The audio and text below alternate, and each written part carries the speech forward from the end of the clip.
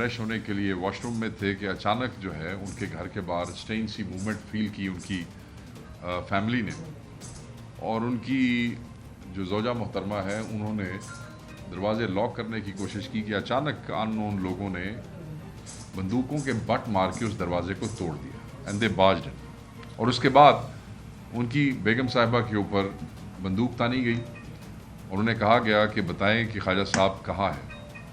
اس دوران جو باقی لوگ آئے انہوں نے باقی کمروں میں جو ادھم مچانا تھا مچایا۔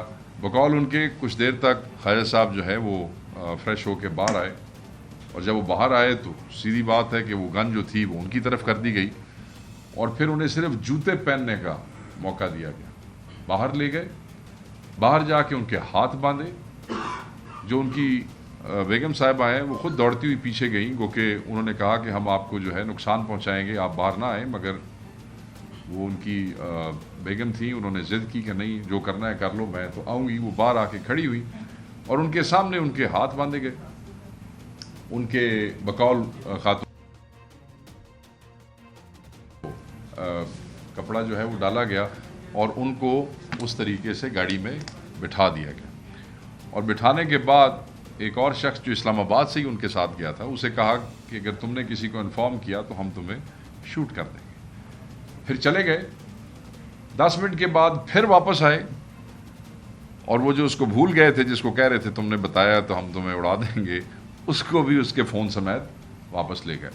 بقول خواجہ صاحب کی بیگم صاحبہ کے یہ صرف نامعلوم لوگ نہیں تھے، ان کے ساتھ پولیس کی گاڑیاں اور پولیس کے لوگ بھی تھے، اور سب کے منہ پہ نقاب تھے، اور وہ ان کو اسکاٹ کر رہے تھے، پروٹیکشن دے رہے تھے، یا ایز اے ری انفورسمنٹ ان کے ساتھ موجود تھے۔ بہرحال وہ واپس جب آئے تو خواجہ صاحب کے بچے ایک کمرے میں موجود تھے۔ ان کی بیگم یہ کہتی ہیں کہ ہم نے انہیں کہا کہ اب آپ نے خواجہ صاحب کو تو پکڑ لیا ہے، اب بچوں والے کمرے میں آپ نہ جائیں۔ اس کے باوجود انہوں نے وہ کمرے کا دروازہ زبردستی کھلوایا۔ بچے رات کے وقت 11:30 سوا 11 کا ٹائم تھا، بچے سو رہے تھے۔ پھر انہوں نے جب دکھایا کہ بچوں کو کہ ٹھیک ہے تمہارے باپ کو ہم اب لے کے جا رہے ہیں، I mean this kind of a psychological trauma اور شوق جو ہے، آپ دیکھیں کہ ان بچوں کے اوپر کیا بیتی ہوگی۔ اور یہ پہلی دفعہ نہیں ہوا ہے۔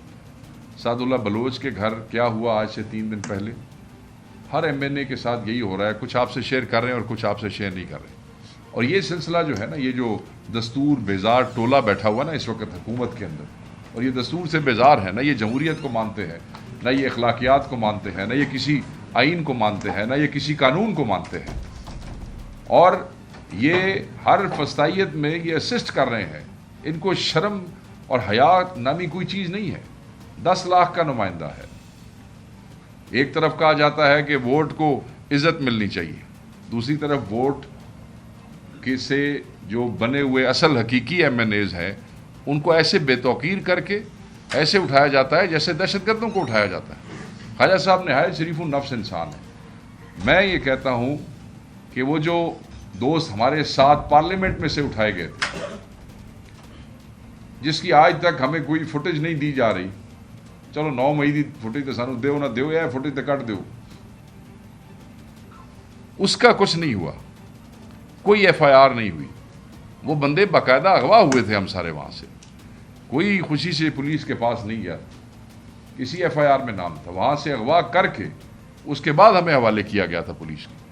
اگر اس وقت اسپیکر نیشنل اسمبلی جو کسٹوڈین آف دا ہاؤس ہے وہ اسٹرکٹ ایکشن لے لیتے، اپولوجیٹک نہ ہوتے، ہمارے سامنے صرف شرمندگی نہ شو کرتے بلکہ ہمت کرتے، بے شک سیٹ چلی جاتی، چھوڑ دیتے۔ ایسی سیٹوں کا کیا فائدہ ہے کہ جن کا صرف نام ہی ہے اور ان کا کوئی اختیار کوئی نہیں۔ اگر آپ کسٹوڈین ہیں ہاؤس کے اور آپ اپنے لوگوں کو پروٹیکٹ نہیں کر سکتے، آپ کے دور کے اندر، آپ کی حکومت کے اندر یہ فسطائیت ہو رہی ہے کہ ایم این ایز کو اس طرح اغوا کیا جا رہا ہے، میں یہ سمجھتا ہوں یہ سلسلہ اب بند ہو جانا چاہیے۔ اس لیے بھی بند ہونا چاہیے کہ جب آپ سسٹم میں کسی ایک پلر کو کمزور کرتے ہیں اور اس طرح کمزور کرتے ہیں بے توقیر کر کے، تو پھر اگر آپ یہ سمجھتے ہیں کہ اس ملک کا نظام چل سکتا ہے، جس نظام کو آپ خود کھوکھلا کر رہے ہیں، تو پھر یہ نظام نہیں چل سکتا۔ ظلم کا نظام تو ویسے ہی نہیں چل سکتا۔ ڈنڈے کے اوپر، زور پہ اور بدماشی پہ تو آپ ریاست کو نہیں چلا سکتے۔ ہمیں تو یہ سمجھ نہیں آ رہی کہ 26ویں ترمیم بھی ختم ہو گئی, اس سے پہلے کا تو جو ایڈونچر ہوتا رہا ہمارے ایم این ایز کے ساتھ وہ تو ہمیں سمجھ آتا ہے, مگر اب تو ہمیں یہ بھی سمجھ نہیں آتا کہ صرف یہ کیا ہو رہا ہے اور یہ کیوں کیا جا رہا ہے. آپ ان لوگوں کو ڈرا کے دھمکا کے آپ اس قوم کو ڈرانا چاہتے ہیں؟ نہیں, جن 10 لاکھ لوگوں کا نمائندہ اٹھائیں گے اور بے توقیر کر کے اٹھائیں گے, وہ آپ سے نفرت کریں گے, وہ آپ کی نسلوں سے بھی نفرت کریں گے. آپ نے محبت کے بیج بونے ہیں, آپ تو نفرتیں پھیلا رہے ہیں.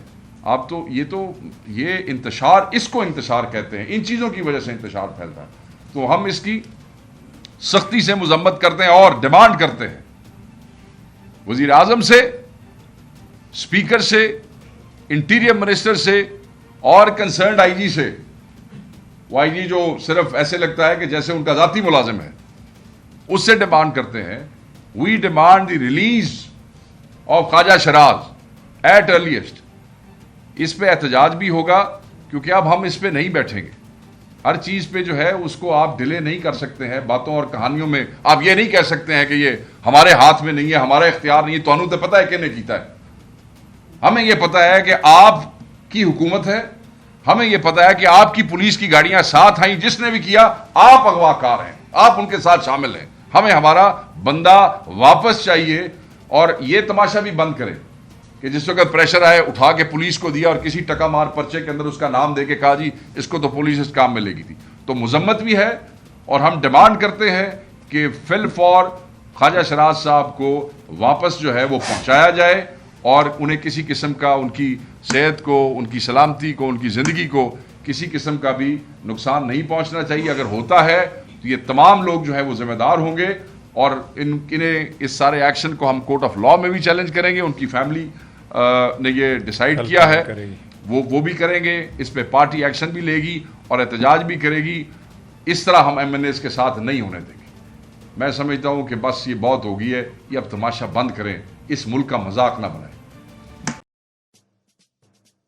آتش نیوز پاکستان کے سب سے بڑے نیوز نیٹ ورک کا حصہ بننے کا سنہری موقع. ملک بھر سے درج ذیل آسامیوں کی ضرورت ہے.